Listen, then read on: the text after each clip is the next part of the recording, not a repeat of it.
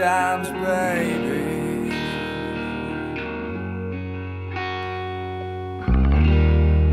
Love me twice today.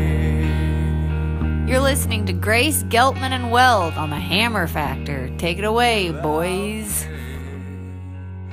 Thank you for listening to this 57th episode of the Hammer Factor. This episode is brought to you by 8 Weeks Out Training Program. If you're going to do any of the fall races this year, or you want to get better at kayaking, period, we'll get tips and beta from some of the world's best, make it into a concise training plan, and we'll all reach the finish line faster. Sign up for the 8 Weeks Out Training Plan on the homepage of hammerfactor.com. You guys ready?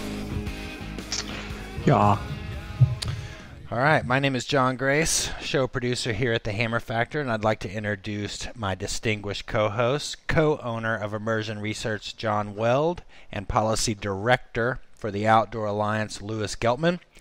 We got a packed show today. We could probably call this the Waterfall Symposium show. Our dialogue talking about Bren Orton's crash off of Alexandria Falls definitely resonated with our listeners. Let's be careful of that word crash. I don't think that's the right term. I think Bren would argue with that. Well, I mean, Bren He styled it. Bren may argue with that, but we'll get to his email here in a little bit. But first, I want to touch on Paddlesports Retailer Show. John, we just saw you out there. Was hanging out in the booth. What'd you think of the show? What'd you see there? Give me your vibe as a manufacturer. It was fine. How's that? It was fine. Did you guys see? You didn't get a chance to see that Vagabond boat, did you? No, you just told me about it a bit ago, and I'm really shocked and disappointed that I missed that. Oh, dude. Was that the guys from South Africa? Yeah. That's Seller's new company. So check this out. So you know how we were talking about doing some like carbon outfitting and just that kind of thing? So I show up. He's got this boat, and I don't know what you call this. I call it foam injected. But anyway, it's molded. It's rotomolded like a normal kayak. And then they inject, when it gets to a certain temperature, they inject this foam inside. So it's much thinner plastic, but then it's got this rigid foam in there. And then he's got all carbon outfitting inside the boat and the full-size creaker, 9-foot creaker, whatever it is. I didn't look at I was looking more at how it was built than anything else. 42 pounds. Pretty rigid. Super rigid. Like super rigid. So it had a steel rail along the bottom, and then everything else was made out of carbon. It had like this carbon skeleton frame. Anyway, I thought it was cool. How did the seat look? Did the seat have an adjustable backband in it, or is it something completely different? Nope, the seat had a adjustable backband in it. How much does it cost, and what's the warranty? It's got a normal warranty, and it's going to be like $1,200 or something. So, I mean, there wasn't one made. It was just a prototype that I was looking at. But I was like, it was pretty interesting the way it was like a skeleton of carbon outfitting around that rail at the bottom. I got some pictures. I'll post the pictures up on the website in the show notes. This is also kind of relevant because we were talking about fluid in this company last episode. Yep. And who wrote in? Rod Hunter wrote in.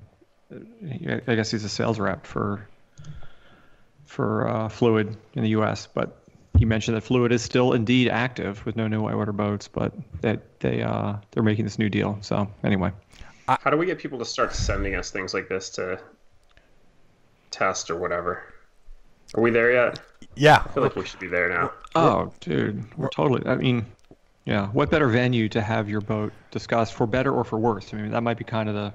It's a bold decision. You have to have some real confidence in your product to send it off to such veteran poo-pooers as the three of us. Right. It better look a lot like a party Bradt or a Ripper or an OG tuna. Yeah. There was definitely a lot of Hammer Factor love there at the Paddlesports retailer show. I thought that was cool. Literally every store I met, almost without exception, wanted to discuss the Hammer Factor. And to a point at which I would be like, okay, yeah, that's right. We don't really discuss rants and raves ahead of time to the last second. We make it up. Can we please talk about the 2019 line now? Are you sitting in like a vacant warehouse, Weld? It's just Why? like, it sounds like Echo City. Does it? I'm not getting that. I don't know. Whatever. I got a cool story from Jen out at CKS about the Weld Sups promo code. I think I shared this with you, Weld, but I need to share this with Lewis. So I was kind of going around to the people who have advertised on the Hammer Factor, and I was like, so did you have any luck with your ad, whatever? And she's like, no sooner than the show came out, the one where we did the Weld Sups promo code, all of a sudden the phone started ringing, and people were like, I'm here on the website, I'm trying to order this, but my promo code's not working. And she's like, what promo code? And then the dude on the line, the first dude's like, Weld Sups. And she's like, oh, I really have to enter that in the system. So like they didn't even enter it in the system. They didn't think it was going to work. So that made me feel good. There we go. Really delivering on people's advertising dollars here. I mean, they've done a ton of promo codes and they've never worked, so they don't even put them in the system anymore, but they had to actually input this one, so there's something. So should we get back to the Paddlesports show for a second, so I can give you a more serious answer? Yeah. All right. Paddlesports show, we've left out the retailer. We have our own show, Paddlesports show. It was in Oklahoma City. And it meant that the show pretty much drew exclusively from Paddlesports retailers, which I suppose is fine. We saw pretty much everything we needed to see in 2 days. Same appointment. I mean, the same. Once the store was there, it might as well have been like we were out to retailer, but it's just a much smaller event. I guess the big standout feature of this trade show was the Oklahoma artificial course, right? Which, Grace, you were there. I mean, this was a real surprise, to be sure, right? Oh yeah, I've heard good things. Yeah. I what? showed up late, like at 7. I was definitely poo-pooing it. I was like, oh god. And so I was busy doing stuff at the show, and they had a demo day before the show opened on Monday. And I kind of poo-pooed it and was vacuuming our booth and stuff. Finally, around 7 o'clock, I wandered over there. I was like, holy cow, this is actually really, really cool. It was kind of a free-for-all. I mean, there was just boats and paddles and spray skirts everywhere, and people were just grabbing gear and paddling. I think that definitely had its charm. There was no like waivers or lines or, a rigmarole. You could just grab something and go paddle.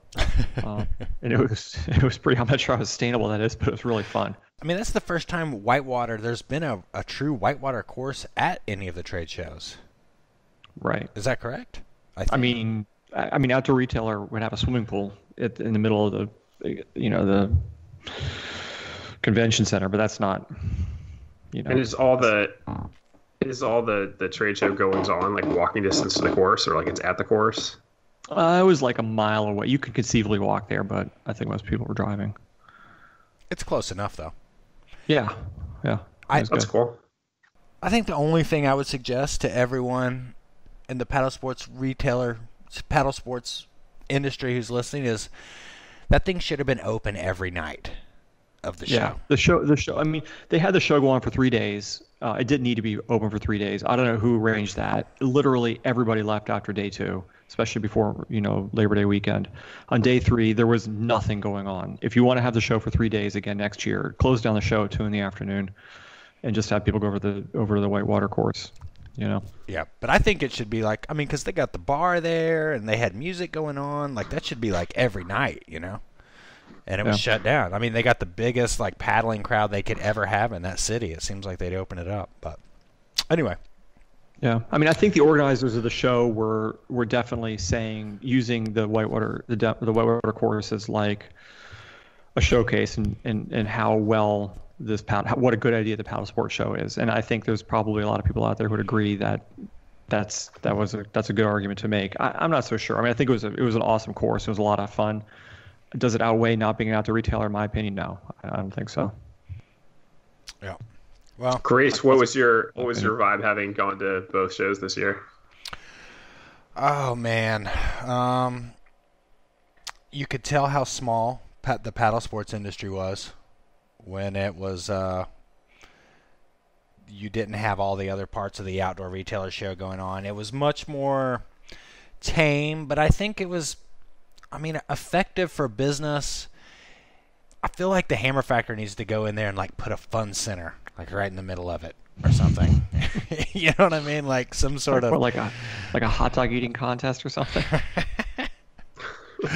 Yeah, something. But I mean, I thought it was cool. It was small, and the whitewater was cool. I'm kind of like Weld. I wish it would somehow work where it was all one big show, but this was affordable, and the whitewater aspect was rad. So, how many exhibitors were there?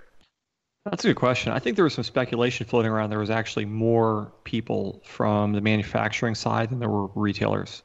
I would agree. That doesn't surprise me. Yeah, which I don't know. Well, I think if they can get more retailers to that show, it'll be fun. First year it's hard. It's first year, new location. Everybody's learning. So overall, I thought it was cool. How many whitewater or how many paddle sports specific retailers do you think there are in the country at this point? Well, there were retailers. Yeah. With flat water and everything. Like, how many places in the country could you go in and buy like a canoe, or like a canoe? I don't know, whatever. How about a paddleboard? You pick the metric. I saw they were selling paddleboards at Canadian Tire when I was up there. All right, let's move on here. We have some special guests. We have coming on the show today. We're going to have Bren Orton come on to explain everything that happened up at Alexandria Falls, and Tyler Bradt as well, Waterfall world record holder, to give us some insight into that. Before we move into that, we've got some listener mail here. Man, do we want to talk about this Land and Water Conservation Fund real quick, Lewis? Yeah, I mean, I think we should share the exciting news that John Grace is now a lobbyist, or soon to be a lobbyist. Dude, DC's never going to be the same. This could be a serious career change for me. I mean, I don't know how it all works, but I'm going in there and I'm studied up, and I'm going to go in and speak. So, what is the Land and Water Conservation Fund, Lewis? You know more than I do. Yeah, this is the last time I'm doing this, and from here on out, it's going to be you. Okay. But the Land Water Conservation Fund is a 50-year-old program that takes a portion of the revenue from offshore oil and gas drilling, like on the Outer Continental Shelf, and directs it towards recreation and conservation projects. And about half the money goes to the states, and about half the money goes to federal programs. And Grace is working, getting like a quarter of that money going to him. Sorry. Well, it's meant to be $900 million a year, so if we could steer like 1% of it or so to the Hammer Factor, that would be a great success. I'm definitely gonna see what I can do. I don't want to go down the full Manafort road. I'm not looking to quite jump that deep right now, but hey, if you see me in some foreign country behind some foreign leader, like in a suit, and they're like, "What's Grace doing there?" Now you'll know. Sean, Jack Abramoff, Grace. Anyway, I'm excited. I'm going to be in D.C., rubbing elbows. I'm going to get a Mitch McConnell autograph somehow. I'm going to work that out. That's one of my goals. But are you going to be there, Lewis? I'm going to be in D.C. that week. I'm not doing your meetings, but I'm going to take you guys all out to drinks. We'll do the full Outdoor Alliance Hooters experience that Weld has always alluded to. Should we finish our that half-assed explication of the Land and Water Conservation Fund, or just move on, Grace? No. Let's move on. No. Let's talk about it. I'm into it. Yeah, it actually is a really important program. It funds a ton of river access points, like for example, BZ Corner here on the White Salmon. To hear the guys who've been here for a long time talk about it. That used to be some drunk guy's property, and you had to pay him $5 to walk down to the river. And when he, passed on or decided he was ready to sell his property, there's this pot of money, the Land Water Conservation Fund, that was able to acquire this, small parcel. It's just, basically a parking lot and a trail down to the river. But, this money is there to acquire that piece of land, turn it into a public access point, and, that enables access to this, huge river resource. Like a ton of the land around the Golly and New, I think, was acquired with LWCF money. It's super important program. It expired 3 years ago and it's got a short-term reauthorization after way more wrangling than there should be, and it needs to be renewed again by the end of September. It's a program that has a ton of bipartisan support, but has had a few notable, powerful opponents who have sort of held up its reauthorization when that really shouldn't be an issue. But I've heard some good murmurings about goings on with some of those problematic members of Congress in the last week or two, and I'm pretty hopeful that John Grace's presence in DC next week is going to push this over the line. Dude, rest assured, I'm coming home with a paycheck. And if you want to write to your member of Congress, go to Outdoor, and there's information on LWCF reauthorization. I think we actually sent out an action alert like today or yesterday. So you might even have something in your inbox from us about this. It's a good time to drop your member of Congress a line and say something helpful. Dude, this is the most no-brainer piece of legislation to me. I can't understand how it's even an issue. I mean, it affects everybody. It's good for loggers. It's good for hikers. It's good for fishermen. It doesn't take any tax dollars.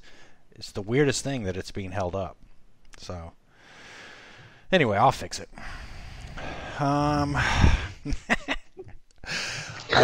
Let's get into the show here, guys, before we get too off topic.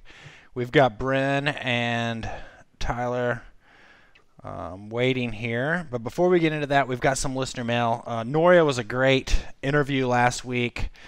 There was some great insight there. I really feel like I messed up the interview not knowing about that trip she just went on, because there was a whole lot more I wanted to hear about that. But we got a message here from Alin. Alin says, the Noria episode was most brilliant. Just wanted to say a huge thank you for only sharing on Spotlight on skill, not gender. Truly an expression of elevated equality and respect. Way to be. I was talking about this with Kara, and she mentioned that Noria might be the best whitewater kayaker, period, right now, just because of her credentials in slalom racing and what she's doing in whitewater. I mean, is there another paddler who has that kind of depth of experience right now? I don't know. That could be very legit. Right? Geltman? I don't know if I could say the best, but she certainly has, in my eyes, one of, if not the most impressive resumes. Sure. I mean, you talk about Gerd or Aniol or Dane or any of these guys, what they're doing in whitewater is certainly impressive, but none of those guys are doing in slalom what she's doing or has done. Yeah, I agree. I mean, I'd put her in the absolute upper echelon, regardless of gender, for sure. Definitely arguable. This comes from Jim Clark. Jim says, jaw-dropping. The entire episode was great, but holy shit, the solo self-rescue story from Noria still has me shaking. Thank you for creating the stage to bring us that experience.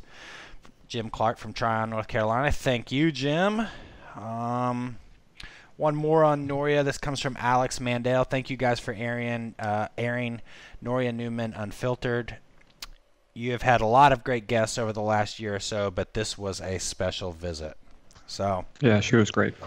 There's some good listeners. So I'm going to go ahead and get. We're running a little behind here, as we always are, but this time it's not my fault.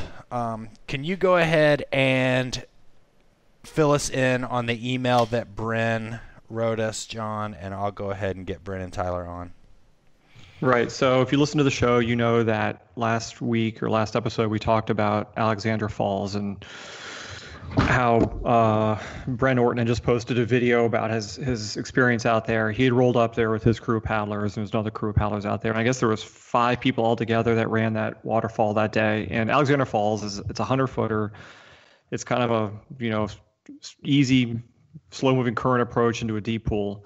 But out of the 5, one guy broke his leg, and Bren basically broke his face. And then there was some debate amongst us at the show here as to what exactly was going on there, whether this was a skill or a stunt or kayaking or what. In any case, Bren heard the show and he wrote in, and it was basically a rebuttal of the idea that running waterfalls don't require skill, which I'm not sure if we said exactly that, but maybe we discussed it sort of in general. But anyway, he sent this rebuttal in, and it was quite long, but he made some good points. So we thought, well, we should have him come on and explain himself. Because, as Geltman pointed out, definitely in his video at least, there's a disconnect between what he said was going on and what actually happened. And I think it's definitely worth a further investigation. Would you say that's true? Yeah, I think so. I think you were the one that said there was no skill weld. Yeah, don't throw me under the bus on this. Yeah, don't lump me in there too. But Lewis, you had mentioned at one point there was a disconnect between, he saying he had a good line, he'd approached the lip, and then the result was he's unconscious at the bottom of the rapid, right? Oh, Bradt, I didn't know you were coming on today, buddy. Yeah. If there was ever a reason to put Hammer Factor on video, this would be it. I don't even know how to explain. I'm in such a better mood now. What's up, boy? Hey, Tyler. Welcome back. Good to be here. Good to be here, you guys. Hey, if this connection's a little shady, let me know, man. I can turn off the video and it might work better. But yeah, man, great to be here. Yeah. Good. Where are you? Welcome back. So I'm on a rally from Montana out to Crescent City. There's a weather window that opened up to get the boat north, and I'm trying to get my sailboat, the Wizard's Eye, up to the San Juan Islands for the 25-year Cavu anniversary. So yeah, man, so I'm on this kind of like epic rally right now. Dude, started driving at 7 p.m. and I got to catch a shuttle at 4 p.m. out of Medford over to Crescent City. So I'm just like rocking the rental, man, cruising down the road. Can I ask you a serious question? How on a 1 to 10 scale, how sick are you of that sailboat? Dude, like a 1 or a 2 maybe, bro. Like it's dude, if I had half the skills of that sailboat as I do in a kayak, man, that trip would have been a lot better, bro.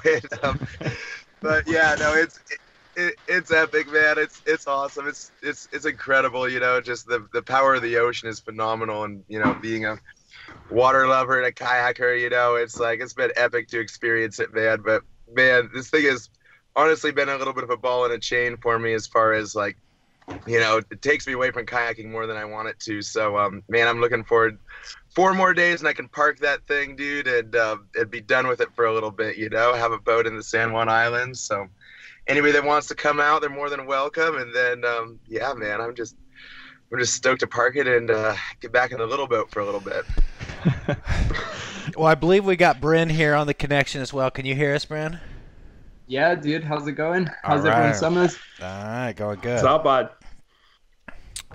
Well, welcome back to the Hammer Factor, Bren. You've been on the show before, and this and what we're going to talk about is we're going to talk about Bren's crash off of Alexandria Falls, kind of what we talked about on the show last week, an email that came in, and I figured it would be no better to discuss this with the person who actually crashed and someone who's ran that waterfall before and world record waterfall holder. So I think that kind of introduces everything. So let's go back, and we're going to do a quick Q&A, Bren. Tell us what happened the day before your crash and what happened the day of your crash, who was there, and kind of just set the scene for us. Dude, we probably should have checked first, because I don't have the best memory on that situation at the moment, but I mean, I'm still remembering stuff randomly. But I mean, we went up there, we had our crew, which is like myself, Dane, Adrian, and Caleb. And we met up with another crew that are out there, which was Evermore and Alec Voorhees, and then Shredwood was there as well, and they were all going to run it. And we got there late in the day on the first day, and we looked at it. The line looked really good. The waterfall looked great. Didn't look like there was a huge amount of danger at the bottom, and also Alec's little brother Hayden was there to do safety. So we could have run it that first day, but it just all felt a bit rushed, and we've been in the car for like 30 hours, and everyone wanted to stretch first, so we decided to we would help them with media and safety and whatever else they needed, and then they'd help us the next day. So they ran it.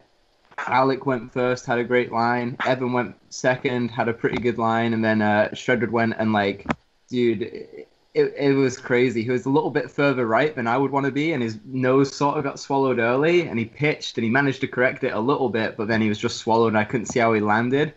And then when he came out, his boat is all folded up, and he's just giving the no good sign. So, and it turned out he broke his leg. It took us a while to get him out. So you mean get him out of his boat, or just extricate him out of the canyon? Yeah, dude, just to, Bradt knows, but it's from river level to standing up level is pretty difficult. We have walkie-talkies, but it was can we move him downstream? And then Edward is a big dude, So when we got him downstream, we had to carry him out of there, and that took a little bit of time. But yeah, it was just a little bit tricky rescue. Not awful, but definitely took a little bit of time. Okay, and then the next day. And then we went back, looked at the waterfall, made sure that we were happy with it. Everyone was happy, and then the next day we teed up and ran it.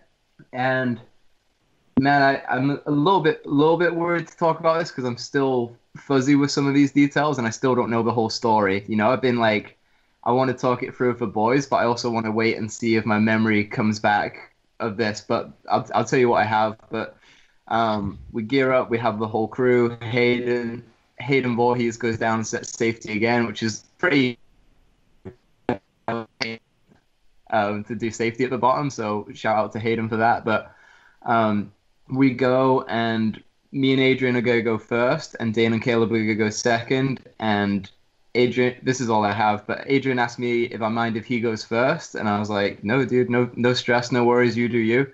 And then my last memory of that day is I give Adrian a high five, and I'm like, sick, dude, have good lines, I'll see you at the bottom. And basically, dude, that's all I have, really. And so you didn't see anybody, you don't recall anybody else running it that day?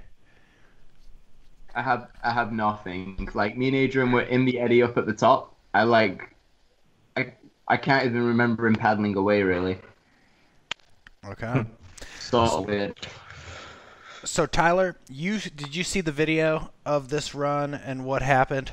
Yeah, man. So I checked it out, man. Bren, that was it was rad, man. The video that you posted of that, and congratulations on the sickest line, man. It's so gnarly that you got so messed up because you really had just the dopest line off that waterfall, man. It was super, super impressive,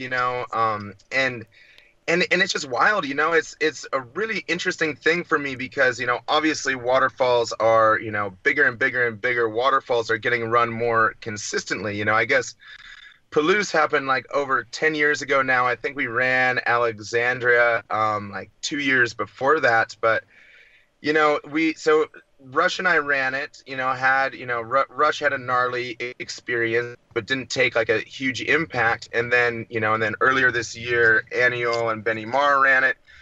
Both had really, really clean lines, and it was sweet. And then the next group came up and to run it, and despite some good lines, particularly yours, dude, it's just gnarly what that waterfall ended up dishing out. And I think that more than anything, it just speaks to the variables of big waterfalls. It really depends so much on what sort of a surge you get. There's just you're creating so many forces by falling from that sort of height that it's any little thing that happens at the bottom just has these compounding effects that are just a huge gray area. We still don't fully understand them. when I ran Alexandria, man, it was awesome. I ran the far left line. I came up like big sort of like airplane turn off of the left side of the waterfall, fully free falling, disconnected, sitting up, feeling it out all the way down, hit, and my boat just kicked up and out of Alexandria, man, out of the bottom of it, dude, and it landed, like upright. My skirt actually blew off of the boat, but I landed upright. And, there wasn't even any water in my boat. I just paddled away from it, like I've taken like, hits that have been like, 5 times as hard on Spirit before, dude. It's like, I just ended up, like with a fairly similar boat position as you did, only somehow, man, I just got like this like epic transition at the bottom of it that just like boosted me out and away from it. And, it was like all happy days, but, yeah, bro. Again, dude, congrats on an epic line, man, and I'm glad you're okay. And I'm sorry you took such a ferocious hit, man. It's just gnarly. Thanks to you. Appreciate it, dude. And mad respect for the first descent, dude. And as well, I mean, you guys were running that thing at roosting high flood stage where it looked way gnarlier, like there's a huge difference for people that don't know in my eyes between the left line that Tyler and Rush ran and the middle line that has been run since, like for me, the left line is like, I would be way more on the fence of running it if it was the left line that I had to choose from. But the middle line, I'm like, oh my God, that looks amazing. But it's really cool, man, to hear you talk about the forces and for you to, you were happy with the boat angle. Cause like in my mind and, on your impact of Spirit, cause like in my mind, what happened is exactly that, I landed pretty vertical, but as I landed, the boil exploded and like grabbed the nose and threw the nose up, and then the curtain lands on me, and then just like all that force and all that speed I've built up, just all of a sudden the boat goes from dead vertical to dead flat, and just kaboom! I don't know who I am anymore. And so, Bren, do you think you hit your face on your boat or on your paddle?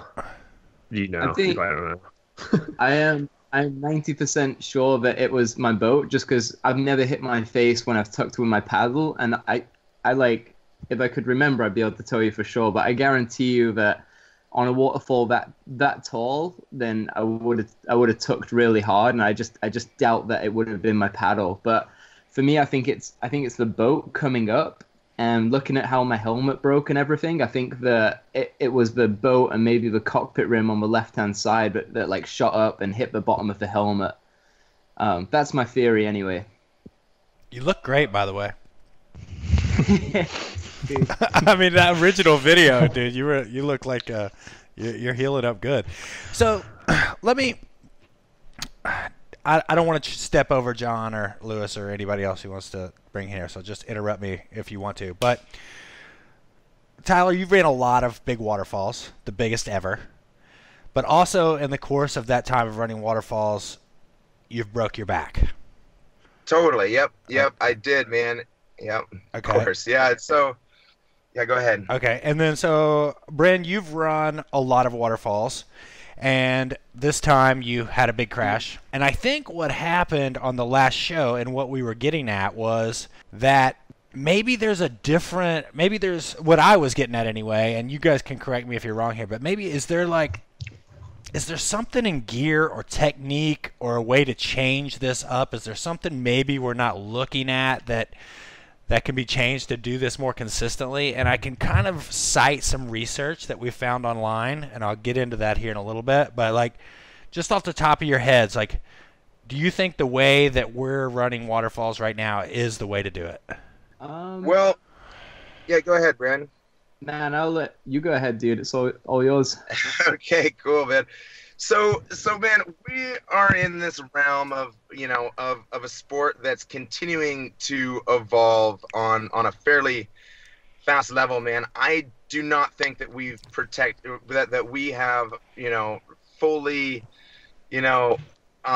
explored all of the different, techniques or gear. I think that there's still so much to go in the progression of both techniques and gear for running waterfalls, and just like an understanding of waterfalls as well, and it's just this crazy thing where we're running waterfalls is a fairly extreme sport, and the only way that we're learning is through trial and error. It's through Bren going off of Alexandria and having a seemingly perfect line, but getting totally messed up, and looking at the gear, looking at the helmet, like Bren was saying, like analyzing like exactly what it is that went wrong with that. But man, I think that there's just so much more that's going to happen in the evolution of both technique and gear as we go down the road. And my little piece to the puzzle in all of that with researching waterfalls, with taking an accelerometer off of various waterfalls, trying to measure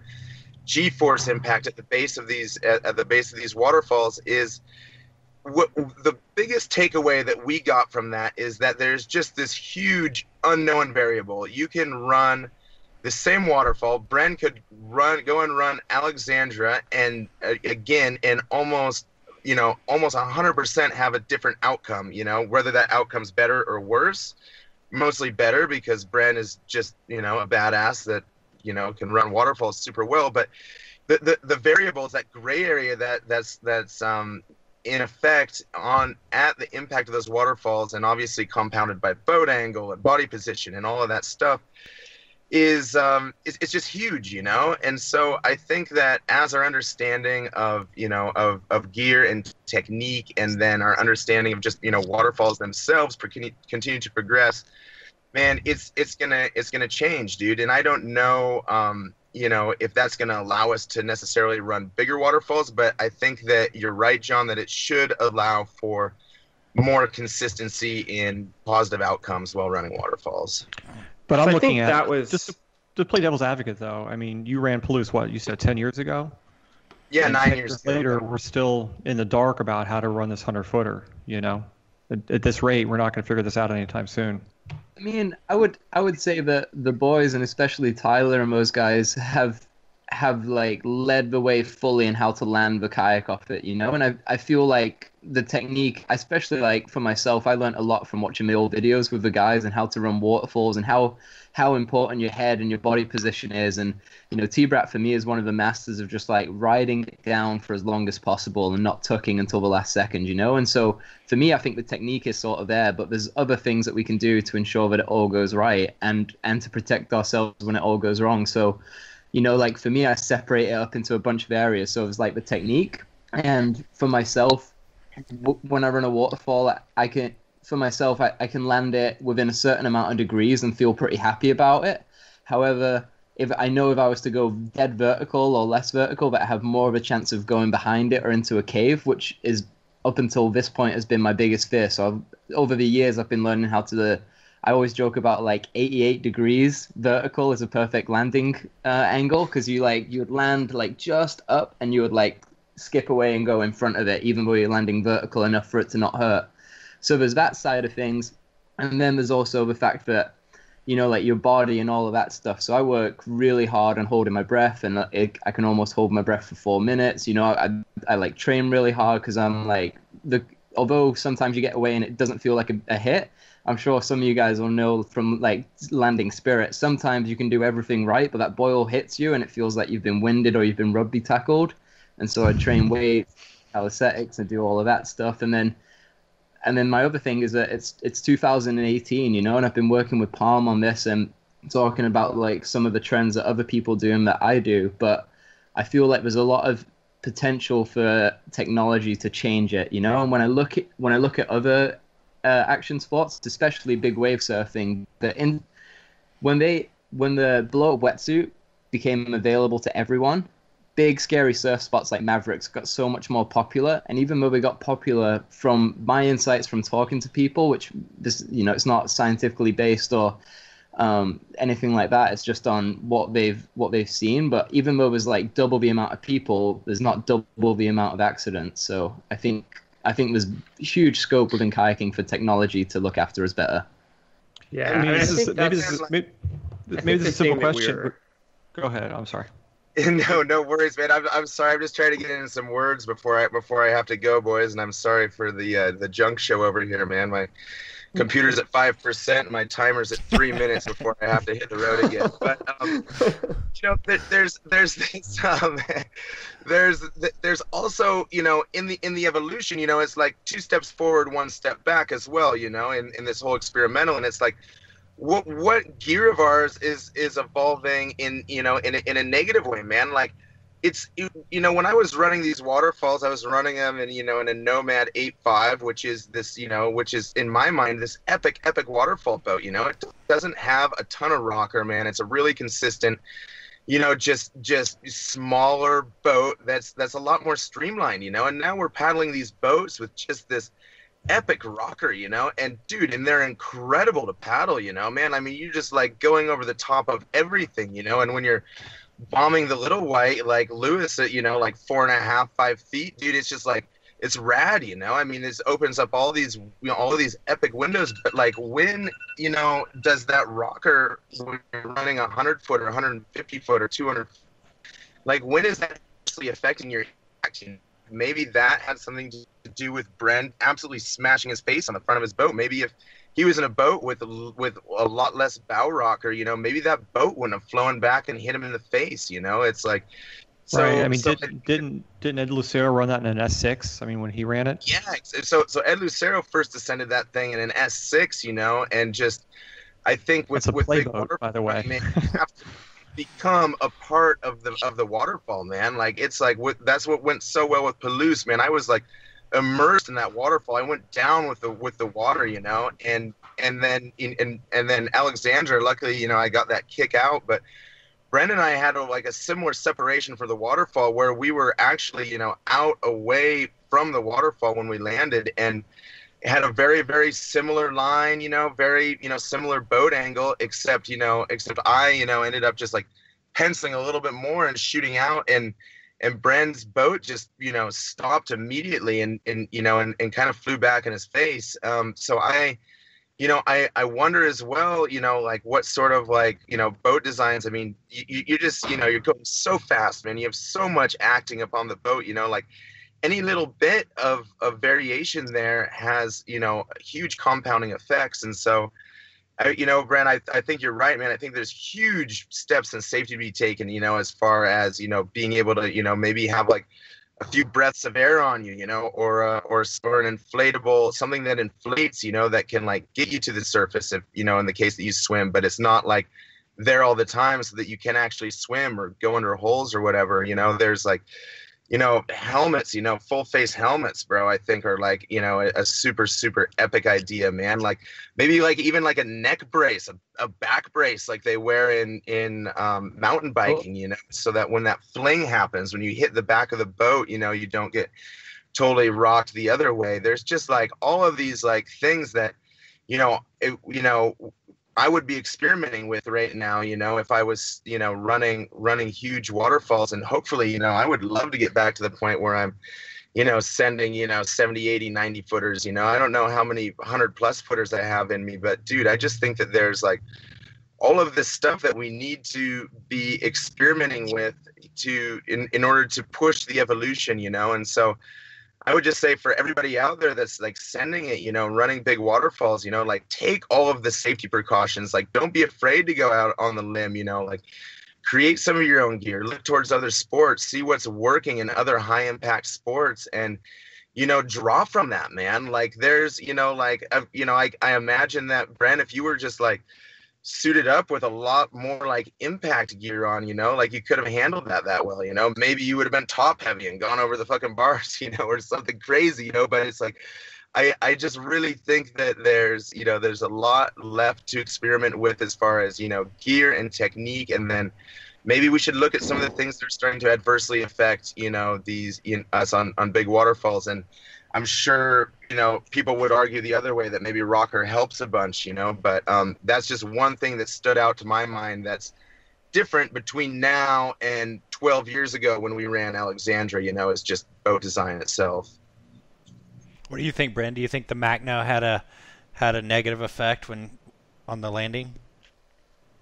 Potentially, yeah, man. I was talking it through with Benny the other day as well about that, because he loves the original tuna, but he wasn't that fired up on it for big waterfalls. Just like Tyler was saying, although those kayaks make it an amazing journey down the river and everything, and in my mind they make it easier. You know, they're easier to boof. They skip out faster over stuff and all of that. But they're incredible. But yeah, I think definitely modern day rocker in the best creek boats around. They definitely that contributed towards it. You know, which is like it's an interesting thing because I know that some people are running bigger drops now in like rippers and stuff like that and RPMs and whatever.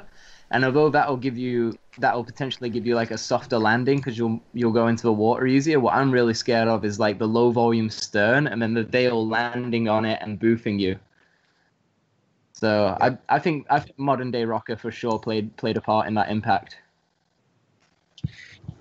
Yo, guys, I'm sorry to drop out here, man. I gotta run, but man, it's been a pleasure to be a part of this conversation, man. Much love to all you guys and everybody out there, and man, I just think that discussions like this are hugely important, man, in the continued evolution of keeping us safe doing our various disciplines of kayaking, man. So keep having an amazing conversation, you guys, and yeah, hope to catch you all soon. Thanks, Tyler. Travel safe, man. Safe travels. Thanks, guys. Thank you. So let's get a little bit more into your email here, Bren. So there's a line that says, with John's statement that he insulted his level of intelligence and kayaking knowledge. Can you expand on that just a little bit here? Because this is really what I want to hear. Let's expand. For anybody listening, the quickest the way to get on the hammer factor is to tell us where we're wrong, which we're 100% open to. Which we love it. Nothing's better than being called out. That's said on the email, man. You know, like I look at you guys, I have massive amounts of respect, and I know that World was playing devil's advocate in the last one, which caused that email. But for me, I mean, like, you know, John's not a he's an intelligent dude, you know, and he's got a lot of knowledge about kayaking. And so when he was trying to discredit the amount of technique and knowledge it takes to run 100-foot waterfall, I was like, come on, dude, you know better than that, you know? I was like shouting at the laptop. And then in like his next line, he's like, well, yeah, there's obviously technique on a 60 or a 70-footer, but maybe not on 100. And I was like, dude, you just killed your own argument. Like, if I could fly to Pennsylvania right now. Yeah, well, no, yeah, I mean, I think the point, I was definitely representing what I know a lot of people out there were thinking, is that this is a stunt. You're getting into the put a guy in a barrel, push him over the falls type arena. Yeah, dude. And I get that. I just like, dude, like, you know, like, don't insult yourself, man. There's a lot of smarts and a whole lot of knowledge about kayaking in there, you know? So but the question, I mean, the thing was that, you know, the line that killed you was that you said you had a perfect line, and then the result was completely unexpected. Well, that's how, I mean, we participate in a sport with such a dynamic environment, and there's so many variables, just like Bradt was saying, you know? And so for me, I'm like, I don't want to call it a crash, because when I've been injured from kayaking before, there's been a moment and I'm like, oh my God, Bren, you idiot. We shouldn't have done this. We won't be in all this pain right now, you know? And I can relive the moment, the error that caused the pain. Whereas when I watched the footage back, I was like, do you know what? That is almost exactly what I would have wanted to have done. And I'm like pretty happy with how I kayaked that day, you know? But then I also, it took me a second to understand it, but like my thing is that there's variables, and Lewis will get this for sure when he's doing lots of little white laps and stuff, is like sometimes you land just as you've always landed, but that buoy explodes and it hurts a little bit, you know, and that's part of the game, you know. And I always, when I'm running big waterfalls, I'm always at the top trying to like zen out and time it. Like I always knew that there's potential for the buoy at the base to be to act like it did on this particular descent, and I'm always trying to like zen out and time it and try and land right as that boil is like, I imagine it as the boil like decreasing, you know, so it's obviously like exploding, forming, decreasing, all of that, and I just want to land as it's like dissipating, and I get the softest landing I can, which I feel has happened randomly sometimes. Just in this case, it happened the wrong way around. What do you think? Yeah, I think something I think something we're kind of like, I've just kind of been thinking about in this conversation is like the idea of like, I think like in mountaineering, they talk about like objective risks, which are sort of risks that you can't control, like the risk that there's going to be, you know, an avalanche above you or some kind of ice fall or something like that. And I think that it's not something that we think about as much in kayaking, because I think that we all rightly or wrongly sort of tell ourselves this story that if we do everything right, we're going to get the result we want. And I think that was sort of what was, we were kind of circling around with that conversation about what happened to you in Alexandria was, what does it mean when you do everything right and you don't get the result you want? Does that mean that this has become a game of rolling the dice and not a game of, it was like, that was the piece. Like, it's easy for us to sort of write off, you know, it's because we recognize that there's so much skill in what you're doing. And when there's, you know, when you do everything right and don't get the result you want, does that mean that there's something sort of flawed in the whole kind of enterprise there? Or is there something that's changed there? Because what like we all want to believe is that you do it right, you get the right result, you know? Well, I think, you know, so say you're just talking about class 5 whitewater, like difficult class 5 whitewater, and put a 100-foot waterfall into that. You know, if you run a really hard class 5 whitewater and you make a small mistake, you know, if you're 100% online, you know, we all know there's the variables are too great to get your boat exactly online every single time down that rapid. But on a standard class 5 rapid, even a big class 5 rapid, when you go a little offline, maybe you take a swim, or you know, you get pushed deep in a hole or a bad surf, and you know, it's nothing that's super remarkable. But when that exact same situation happens on a 100-foot waterfall, you know, you can break your face or break your leg. You know, the consequences are the same and the risk is the same. It's just the punishment is much, much worse. You know, it depends on the rapid and the waterfall that you compare, though. Like for me, I feel like, you know, my whole analogy for this is that, you know, crossing a street, you know that people get hit by cars, but it's a low risk and you wouldn't be scared to cross the street.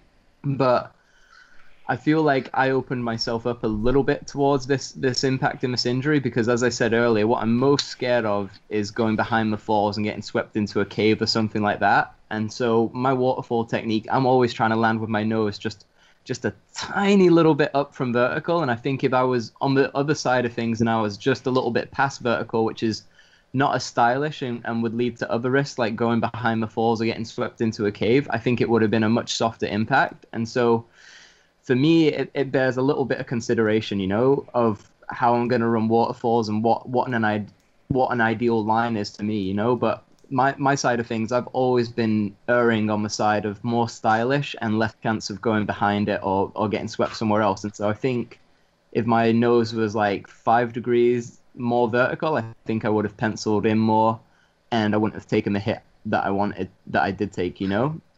So it just bears some like thinking about that. No, I hear you. Yeah, there. I guess that's sort of like the answer that we were looking for, you know. It's like, in a way, it's like, I guess it's like when the answer is like, I had a perfect line and something horrible happened, then it becomes, it's like we don't want to be puzzled. It's like we want to maintain the belief that it's like solvable, you know? I mean, I wouldn't say I was like, I definitely wasn't like pushing it as far as waterfall technique came, but I was being, in my eyes, maybe a little, maybe I wouldn't even say cheeky, just like, you know, it'd be like someone climbing a mountain when there'd been like a warning of like an avalanche or something. So like you knew it could happen, but it probably wouldn't. And they went anyway, and then it did happen. And then they're like, oh boy, you know, like the technique on that day was perfect. Just other factors came into play. So that's my analogy. But you know, it's like there's so much force and so much speed behind there, and sometimes you get so incredibly lucky and you hit and it doesn't feel like anything, you know. And those lines are amazing. And I've taken a couple of other big hits, but this was just something else. Yeah. So what do you think happened? Like, I was looking at some of the video, and it was like the back of your boat was crushed in, and I mean, you think your boat like folded on impact, or I'm just. I haven't seen the boat to be able to like talk about that, but I mean, yeah, I think there's probably slight fold in it or something. I don't fully understand. I'd have to have a look at it. But like I say, like I think that my nose hit the boil pushed the nose up, and then the curtain of the waterfall pushed the stern down. And so I think the whole boat like sort of like V-shaped. That's my idea anyway. I'd have to go and see it.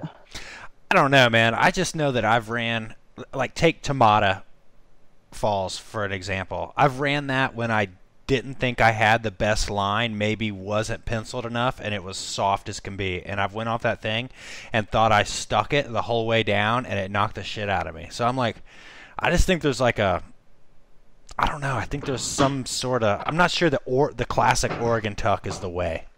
I don't know. I mean, for me, I think the problem's already been solved, you know. It's like you have a lot of speed. If you lose that speed quickly, then the hit is going to be tremendous. But if you can lose the speed as gradually as possible, then the hit will be way less. And, you know, people have pioneered that, you know, like Tyler, all of those guys, even people before him have pioneered that technique. And for me, the difference between boofing something and penciling something is tremendous. Like I feel like sometimes you can boof big stuff and you can land on the backside of a boil, or as a boil is dissipating, and you can get lucky. But you know, like I would never commit to boofing Tamata 2 Tamata 1, sorry, because even when I've boofed like smaller stuff, it's hurt a lot. Whereas if I just plug it, then most of the time it doesn't hurt. Does that make sense? Yeah. I'm not talking about boofing in particular. I'm just talking about like just a different. I don't know. I don't know. I feel like there may be like just a different way to enter the water if you're not. You know, I don't know.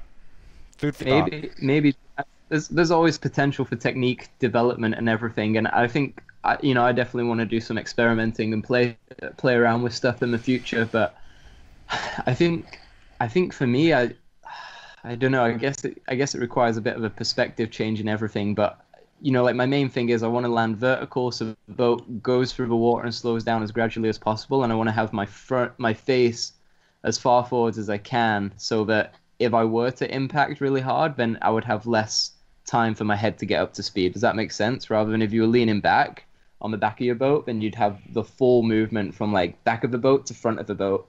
I think you'd be more likely to smack like your forehead, something like that. I'm out. I'm done. No, that's great, Bren. Man, I don't know. Don't think any of us here aren't Bren Orton fans. Just so you know. Hey, no stress on my end. I'm not softy. You guys can say what you want. I appreciate the honesty as always. What advice do you have for the kids out there listening who are ready to go 10 feet higher? Man, I mean my biggest advice to all the kids is always just like have fun, be safe. You know, like the best way to progress is doing hard moves on easy white water. You know. And for me, there's a huge, massive difference between what people run and what they tell you about and how they run it, you know, and what I see and what other people see. And so for me, it's spend your time on easy whitewater and trying to come up with hard moves and be inventive on easy whitewater that is safe. And when you do step it up, the idea is that because you've been practicing on this easy whitewater and doing hard stuff, that you just mesh in there, you know. There's no like big jump of like, oh my God, this is class 5. This is terrifying. You know, you just fit in there and you belong. Which that's my best advice. And yeah, just have fun with your friends and don't worry about sponsorship. Just go kayaking. That's right. Don't worry about sponsorship. I like that advice. And I mean, do you think there's a similar approach to be taken with like regard to developing skills running waterfalls? For sure. I mean, like for myself, there's like 3 main skill sets that I use, which is the boof stomp, and the tuck. And you know, obviously the 45 is in there with the boof stomp. But you know, like it's play around with your techniques, practice somewhere that is safe, always set safety, and just be aware of that like no waterfall is safe, but there are safer ones, you know, and be aware of all the risks, you know, like some waterfalls land onto rocks, some of them are really deep, some of them have caves, some of them don't have that bad of a cave behind them, you know, and some of them are tall enough that you probably don't want to practice off them and do 20 lines a day. Well, I mean, you had safety crew down there. They did a good job, and it was sort of a worst case scenario. So I just think it's a good discussion because it's just like it's so seeing a waterfall and paddling a waterfall and scouting a waterfall is just like super engrossing. You know, it just kind of sucks you in. So, I mean, this won't be the last discussion people have about running waterfalls. That's for sure. Yeah, man, I love it. I think it'd be cool to do this again with more people, you know, like, you know, getting the chance to speak to you boys and to you, Bradt, at the same time is super cool, you know, but, you know, like, it would be epic to speak to, like, Aniol and Rush, EG, you know, like, those guys are, like, I feel like I'm sort of, like, riding the wave they made, you know, as far as waterfall technique and composure and all of that went, you know, so I'm sure they have just unlimited insights, but I think it'd be cool to do. Well, we'll have to do that. That'll be coming to a Hammer Factor near you. Well, boys, Waterfall Symposium. Boys, do you have anything else for Bren before we let him go? Should we ask some of these questions we got from listeners? Well, like Garrett Quinn's question. Yeah, let's do it. You want to go on that one? Yeah, Garrett Quinn asks a couple of things, but one of his questions is who has run the most 100-foot drops?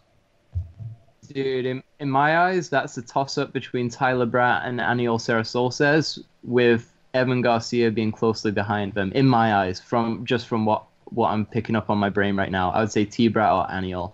You don't think you don't think Dane's in there?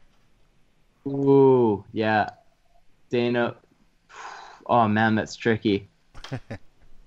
That is tricky, dude. I would say between those four, I would say that it's either T Bradt, Aniol, Dane, or Evan. Maybe in that order, I don't know, but they're all up there. They've all got some mad, epic descents on huge waterfalls. All right, Chris Grotmans, he wrote in. He's concerned about your head and head injuries and repeated blows to the head. Do you think this is a thing or no? You could throw in back injuries as well. I mean, I think Tyler's going to have some back problems down the road if he doesn't already have them. Yeah, is this something we should be concerned about?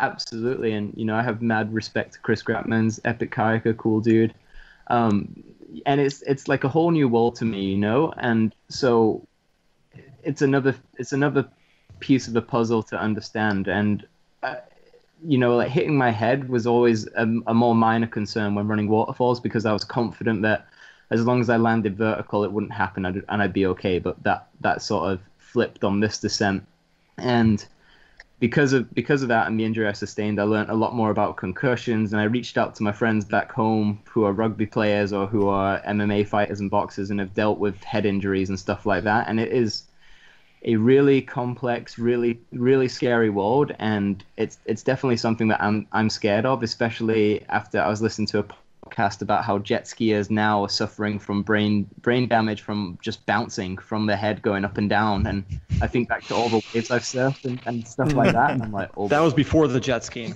I think you need to go a little bit deeper on that stuff. Yeah, the email from Chris was really good. Basically, he had some good information in there, and he's basically saying that, you know, brain injuries are nothing to play with. Yeah, I mean, at some level, man, it becomes an impact sport.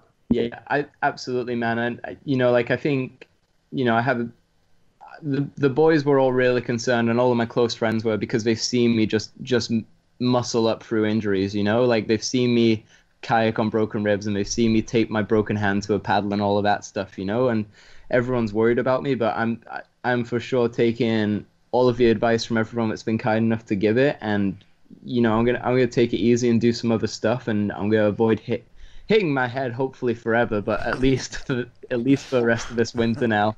But it's cool, man. You know, I think it's been an amazing couple of years pushing hard on the creeks and the waterfalls, but there's also been a bunch of stuff I've wanted to do in England and other things which are not quite as big or as hard or as quite as capturing to watch, but I think it's going to be super fun. So I agree with Chris 100%. Don't mess with brain injuries; they're scary, and I'm going to take it easy for sure. I will say I think I got lucky on mine though. I know people that have struggled way more with concussions. For me, it was a rough couple of days, and then I was fine, just back to normal. So I feel like I got lucky. Well, you look good. I mean, and that, dude, and that, I was expecting you to come on the Skype, dude, and just be all black and blue, and like a full body cast. Dude, I looked real tough that first week. I looked like I knew how to fight, or didn't know how to fight. I don't know. Well, very good, man. Well, thank you for coming on the show. That was some really good insight. Yeah, that was awesome. Yeah, thanks, dude. Where are you? Dude, I'm in Beachburg, Ontario. I'm like hanging around the Ottawa with my friends, but sort of in my mate's spare room right now, which is pretty sick. Nice. But yeah, thanks again, guys. I hope you have awesome summers. I hope you're getting out on the water a lot and hanging out with cool people. And yeah, are you guys doing more of a show now, or is this the end? We've got some listener mail and a few other things to go over, but we're pretty close. You want to stick around for the rest of the show? I'm slightly busy. I will have to run, but I would have loved to. Thanks for the offer. I'm gonna shoot, guys. Great talking to you. You guys rock. Have an awesome summer. See you, Awesome. Bren. Thanks, Bren. Thank you. Later, dude. I don't know. I think I learned something. I just think that there's technique and there's gear and there's things that can make that more consistent. I think Tyler, the thing that Tyler said about the Nomad and the volume of that boat, I think resonated with me a lot. I mean, why not paddle an S6 down that thing, right? I don't know. I think what Bren was saying is that his concern is losing the stern into the curtain and landing flat, But I think a smaller boat with less rocker would make sense. I mean, I do not like how hard that OG lands. Like, I'm scared of that thing on Spirit for sure. Like, do you think there's like a limit at which, like, I feel like there's a number at which many expert whitewater kayakers are just like, no, I'm not. That's not part of my sport. Like 70 feet, above 70 feet, they're done. Is that just me, or is that like a thing? I'm not like in the game anymore, but that was definitely a thing for me. I mean, I ran a 40, that was fine. I ran a 50, a 60, a 70, and an 80, and I was like, okay, I'm done. That's it. So, I mean, I don't know. You guys want to move to Larry Boothby's email here? Because I think this is kind of interesting, and I can... It was interesting in a weird way. Larry Boothby wrote in, and he sent us an article about people. Basically, it was an article, I think, written in the 60s about people jumping off of bridges and the mortality rate thereof.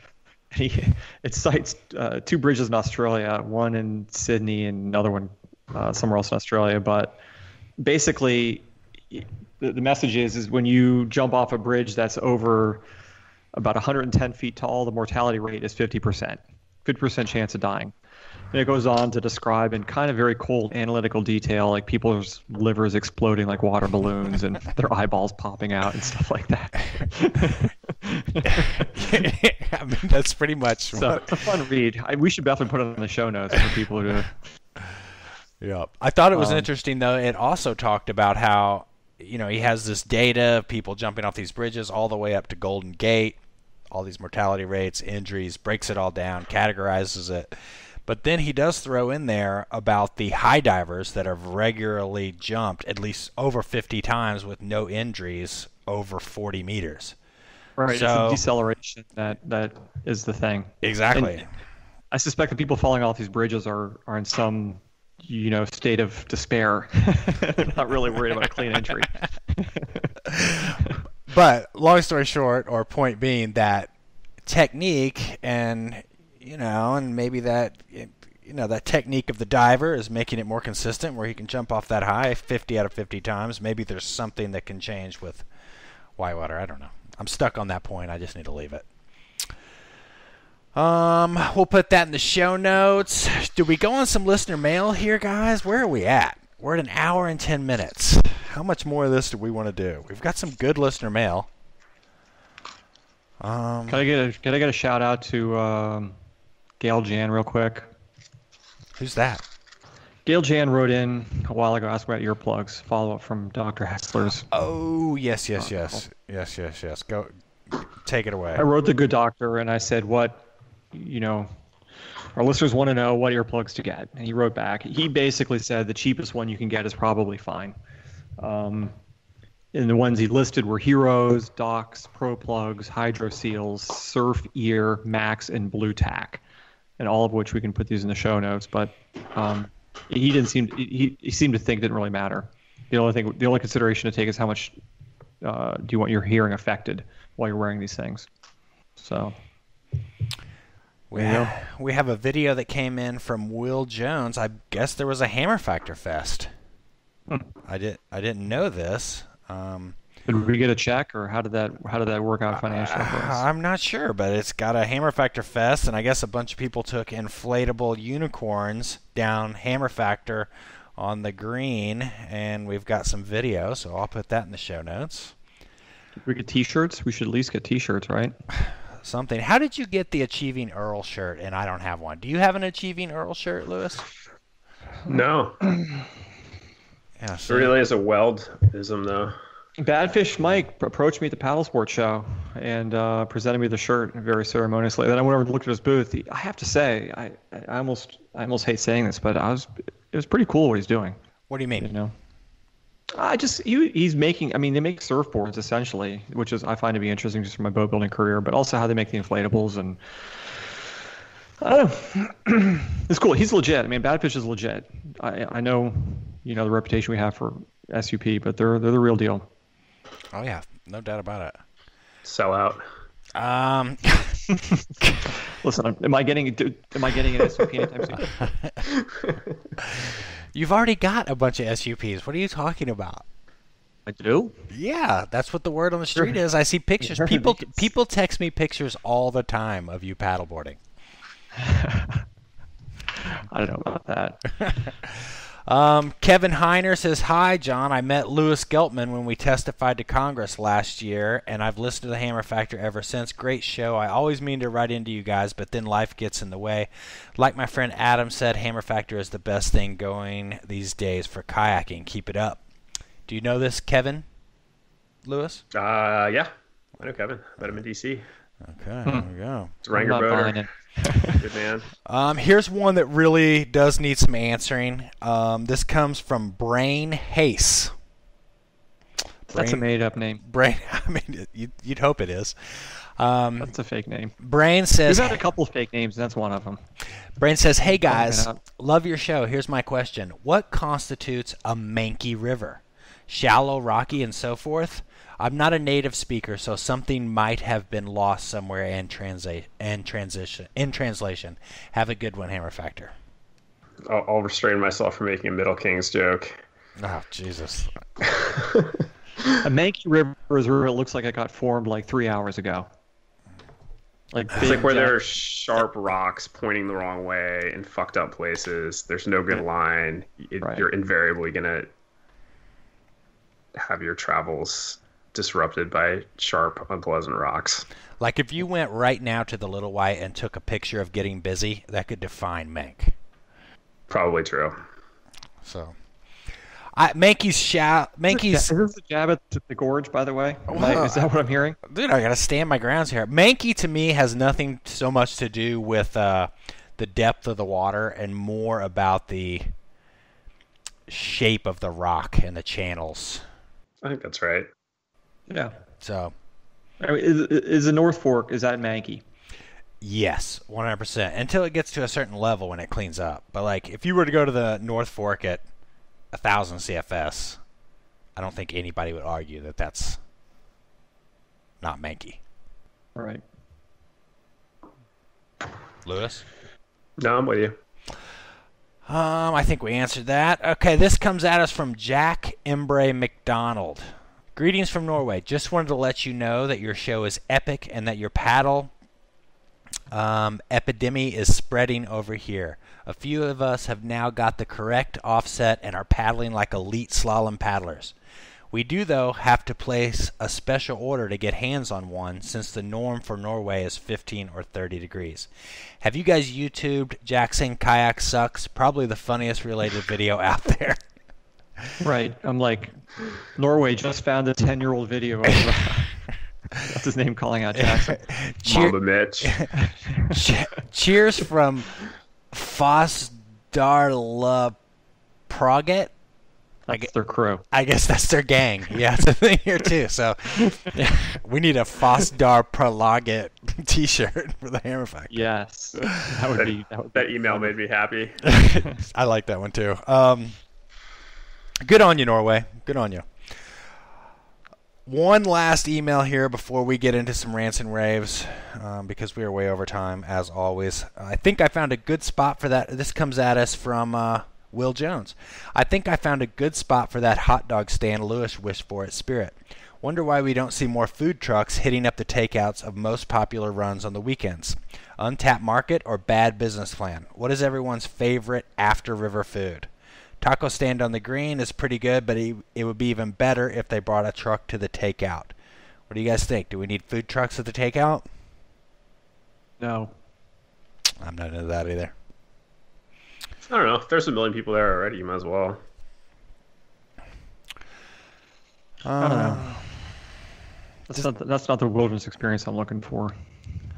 Yeah, but if it's a wilderness experience, there's not going to be the market for the food truck. But if you got up to the field at Golly Fest and there was somebody up there slinging burritos, you wouldn't be stoked to avail yourself of that?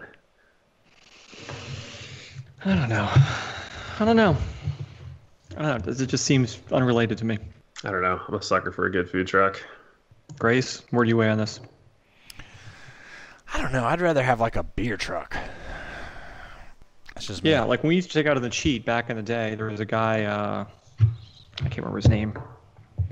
Used to have a pickup truck. You'd pay him a couple dollars, and he'd take you up the hill on the out of Jenkinsburg in the back of the pickup truck. Glenn Miller. Glenn Miller, yeah, and he'd have like a cardboard box full of tall boys, right? And it'd be like January, and you'd be snow on the ground or something. That's as far as I'd want to take it. How about like the ladies at the church in Swiss who used to sell hot dogs? You remember that? You'd like get to the takeout of the lower Golly, and there's like the ladies down there selling like chili cheese dogs. I remember that. I'm cool with that. Yeah, that's all right. Maybe it's the food truck that just seems a little too pretentious to me. It's food in a truck, man. Now why? Why is hipster? Why is a food truck is hipster? I know you're gonna be on the river, and then they're gonna take out and be some guy making like Korean tacos or something. I don't know. It's just a bit much, right? I mean, hot dogs and Swiss. That's okay. Dude, I want to get one of those Badfish River Surfers for Golly. I have to say, they had a video of a guy surfing a wave on one of these little dinky SUP boards, and I'm not seen as a sport, but I may want to try that. Dude, I think it would be so cool just to paddle your boat, like just do a marathon and hit all the good spots. I don't know. I think it seems different. The look of disgust on Lewis's face is... I'm like sort of with Weld that there's something compelling about surfing waves. Like the downriver travel on the SUP to me is just like that makes a baby giraffe on roller skates. And I watch these guys surf the wave at Golly Fest, or not Golly, on the lower Golly, and whatever the diagonal ledge is or whatever. And I mean, after 5 minutes, it looked stultifyingly boring. I mean, I could see hopping out, doing it for a few minutes, and then moving on. But these guys are there for hours, and that was mystifying to me.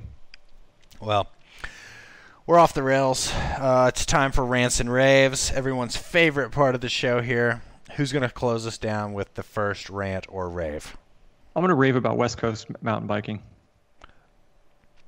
Well, you better, because that looks like it's all you got right now. Because I was like mountain biking, and I had like layers that were working, and I was hydrating, and it was like a real bike experience, because we don't really have that back where I'm from. There's usually what do you mean? I mean, mountain biking in West Virginia is very rustic. Let's just put it that way. Imagine very steep hills, like 25% grade, grapefruit-sized boulders everywhere that are moist. It's probably raining or about to rain, or it has been raining all day. Like a flowy trail usually means you're like riding in a riverbed itself. Or there's a pit bull chasing you with a chain still around its neck at some point, and or like a triaxle culture. Nothing's really going your way. You know what I mean? It's not like, and you could bring all the food and whatever and whatever you want, or like you're gonna be soaking wet and it's gonna be 100% humidity, or it's gonna be freezing cold, one or the other. But out here, it's like, this is what everyone's talking about with the mountain biking. I get it. Man, wait till you get out of the gorge. It's like I feel like that was how I felt when I finally left here and went to BC. It was just a whole nother level. It gets so much better, man. Well, there we go. Great. I'm here, and Geltman's like poo-pooing the trails, saying it's all dusty and crappy. I'm like, what are you? This is great. I feel like we get so spoiled out here for every sport. It's conditions. You become a snob pretty quickly. I don't know, man. I'm gonna rant about the low water blues. I just want to go kayaking so badly. I'm just like listening to Tyler and Bren talk, and I'm just like, man, I want to go run a waterfall. I don't want to go run a 100-foot waterfall, but I want to go run a waterfall. And like Bren is just like, it's like, he's got hurt, so he's got time to like move on. And it's like, we're now like off to the Ottawa to recuperate. Man, I just want to go kayaking like so badly. This time of year, man, I'm just like, I feel very parched. Well, oh man, one thing I want to add. So in our 5 questions in 30 seconds last week, I called out Ryan Stevenson at Astral and said he had a dumb question, and he kind of sent a rebuttal back to me about that. So sorry for calling your question dumb. Was that the 5-second rule on soup? Yeah. That's a dumb question. Thank you for listening to Hammer Factor 57.